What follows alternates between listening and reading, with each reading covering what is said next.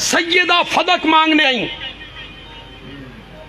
دربار میں کھڑی رہیں، حق نہیں دیا، میں نے 1 منٹ کے لیے تیری بات مان لی، مجھے مطمئن کر، مجھے جواب دے۔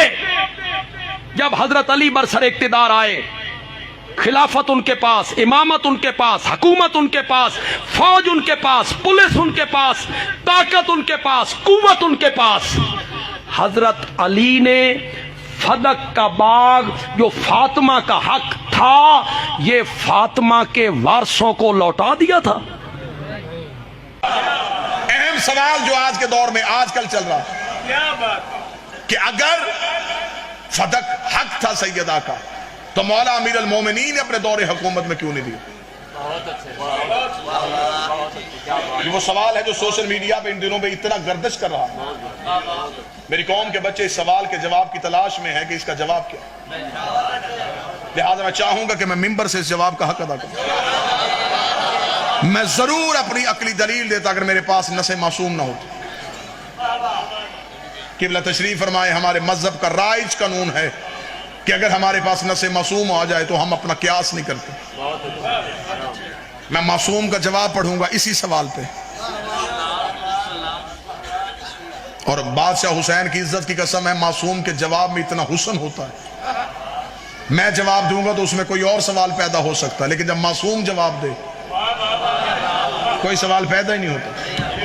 امام سے یہی سوال کیا گیا، میں جواب پڑھوں گا، داد مجھے نہیں، خراج اپنے مولا کو پیش کرنا۔ مولا سے پوچھا گیا، مولا جب امیر المومنین کا دور تھا تو فتح واپس کیوں نہیں کیا گیا؟ مولا نے فرمایا، میں بالکل وہ لفظ پڑھنے لگا جو کتاب میں مناقب میں، مولا نے فرمایا، ہم آل محمد کا یہ مزاج ہے، جو چیز ہم سے ظلمن چھین لی جائے ہم اس پہ دوبارہ اختیار اس لیے نہیں کرتے کہیں ظالم کی سزا میں کمی نہ ہو جائے۔ جسے جواب اچھا لگا ہے وہ ہاتھ اٹھنا چاہیے تھا۔ جو چیز ہم سے ظلمن چھین لی جائے ہم دوبارہ اس پہ اختیار اس لیے نہیں کرتے کہیں ظالم کی سزا میں کمی نہ ہو۔ رسول نے مکہ چھوڑا، سنی کتابوں میں لکھا ہے۔ رسول کا آبائی گھر جس میں رسالت مآب رہتے تھے، جو جناب عبداللہ اور جناب عبد المطلب کا گھر تھا، جب رسالت مآب نے مکہ چھوڑا تو ابو لہب نے اس گھر پہ قبضہ کر لیا۔ جب رسول مدینہ سے فتح مکہ پہ واپس پلٹے، صحابہ نے کہا، یا رسول اپنے گھر نہیں جائیں گے؟ فرمایا نہیں، جس نے قبضہ کیا ہے میں اس کی لعنت کے سلسلے کو نہیں روکنا چاہتا۔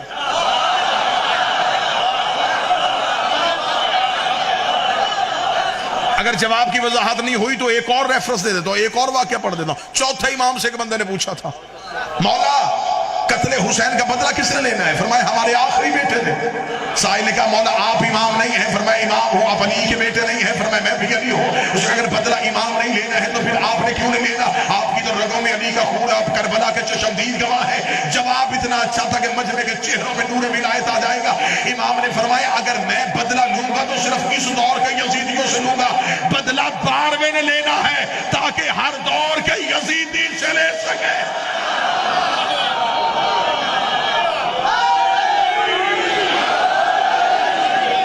سیدہ کے مقدمے پہ اگلی قانونی غلطی،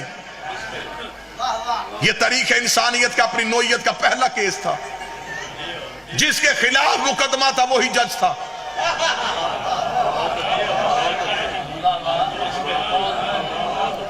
یہ مقدمہ حاکم سن ہی نہیں سکتا تھا، یہ کیس قاضی نے سننا تھا۔ حاکم نے کس اختیار کے تحت اسے سنا؟ کیونکہ اس میں وہ خود فریق تھا۔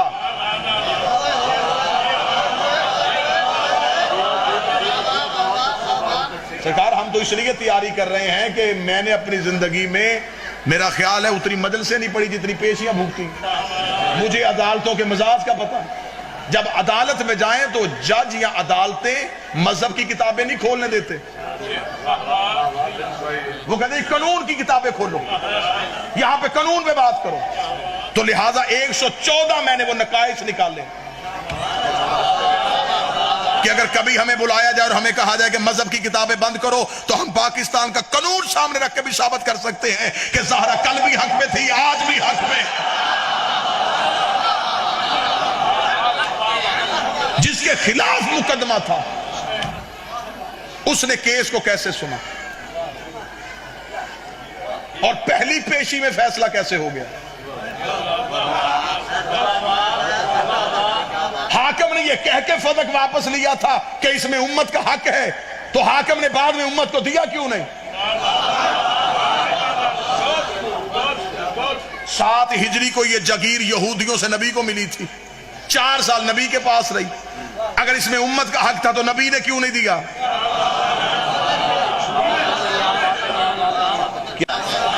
دادا استاد قبلہ مرحوم والد اعظم اسماعیل کہا کرتے تھے 2 چیزیں اپنے بچوں کو رٹا دو، ایک فدق اور ایک غدیر، پھر گھر گھر میں مناظر ہو جائے گا۔ بزرگوں کے ذہنوں میں مبلغ اعظم کی تصویر ہے، مبلغ اعظم مناظرہ کر رہے تھے، مناظرے کا موضوع تھا جنازہ رسول اور حق بطول، نبی کا جنازہ کس نے پڑھا ہے اور سیدہ کو حق کو کس نے محروم رکھا تھا۔ صبح سے لے کے شام تک مخالف میز پہ مولوی بدلتے گئے، ادھر اکیلا مولانا اسماعیل، شام کے وقت ادھر سے ایک مولوی طلوع ہوا، اس نے کہا اسماعیل مناظرے کا موضوع فرمایا جنازہ رسول حق بطول، اس نے کہا ایک سوال کا جواب جو کتابیں بند کر دے۔ مولانا اسماعیل نے کہا کون سا سوال؟ اس نے کہا پہلے یہ بتا تم شیعہ نبی کو زندہ سمجھتے ہو؟ مولانا اسماعیل نے کہا بے شک ہم زندہ سمجھتے ہیں۔ اس نے کہا حاضر؟ فرمایا حاضر۔ موجود؟ موجود۔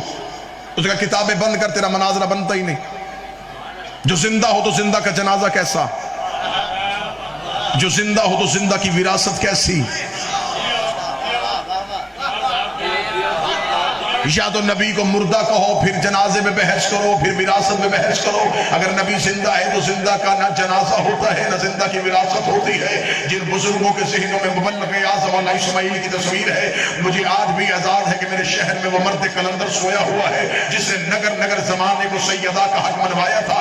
مبلغ اعظم نے اپنے شاگردوں سے کہا کتابیں بند کرو، صندوقوں میں واپس رکھو، مناظرہ ختم ہو گیا، مولوی اٹھ کے کھڑا ہو گیا، اس کا مولانا اسماعیل ایسے تو نہیں جانے دوں گا، مائک میں اعلان کر کے جا کہ تم مناظرہ ہار کے چلا گیا ہے۔ مولا اسماعیل اٹھے، مائک میں کھڑے ہو کے کہنے لگے اللہ نے ابھی تک وہ ماں ہی پیدا نہیں کی جس کے بطن سے ایسا بچہ پیدا ہو جائے جو مولوی اسماعیل کو ہرا کے چلا جائے۔ اس کا میرے سوال کا جواب دے کے جا۔ اس کا تو نے سوال کیا ہے کہ زندہ کا جنازہ نہیں ہوتا، زندہ کا ورثہ نہیں ہوتا، ایک بات تو بھی مان، زندہ کا خلیفہ بھی کوئی نہیں ہوتا۔